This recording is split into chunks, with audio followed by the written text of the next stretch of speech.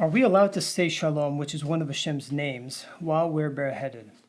In Shabbat 10a, our sages taught that based on this verse in Shoftim 6:24, where it says, Gidon built an altar there to God, and he called it Shalom. The Torah warns us to be careful when saying Hashem's name, and tells us that the name has to be sanctified among the Jewish people.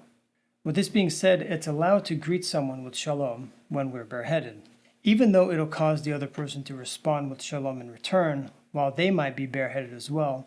This is not considered a case where it's causing another person to sin. On Shabbat, when greeting someone with Shabbat Shalom, it's allowed in this case also while bareheaded, but it's better to greet someone in a different way like, how are you, or good morning. If a person has to greet someone that's non-observant, or even a wicked person, it's actually a mitzvah to greet that person with Shalom. The Mishna Berura 4:15 says, to initiate the greeting of Shalom to all men, even a sinner. But in Yeshayahu 48:22, Hashem says, there's no peace for the wicked. Being that Shalom also means peace, why would we be allowed to greet a wicked person with Shalom?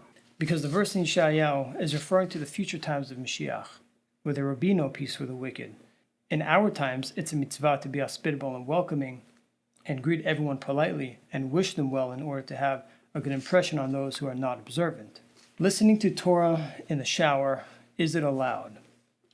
This next law may be surprising to most people. Nevertheless, it is permitted to listen to a Torah lecture while taking a shower, although one is naked. It's permitted even if it's a live streaming lecture online. This is only allowed if there is no toilet located in that bathroom. If there is a toilet, it's forbidden even to think any Torah topic in that bathroom. So there's two main points or issues that need to be addressed here. The first issue is whether or not someone can speak words of Torah while bathing.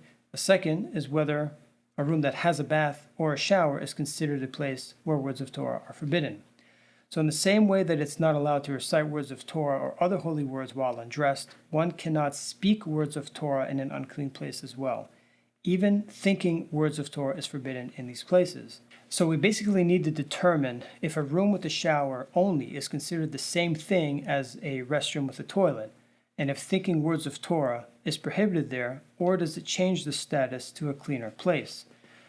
Rabbi Yosef addresses this and says that the main prohibition of reciting words of Torah in a bathhouse is only because of the filth that's found there. Also, there is a halachic difference that exists between a public bathhouse and a private one. He rules that our shower nowadays can be halachically classified as the middle room.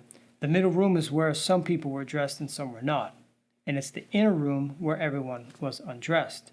This means that a person may not speak words of Torah in today's shower, however, one may think words of Torah in them.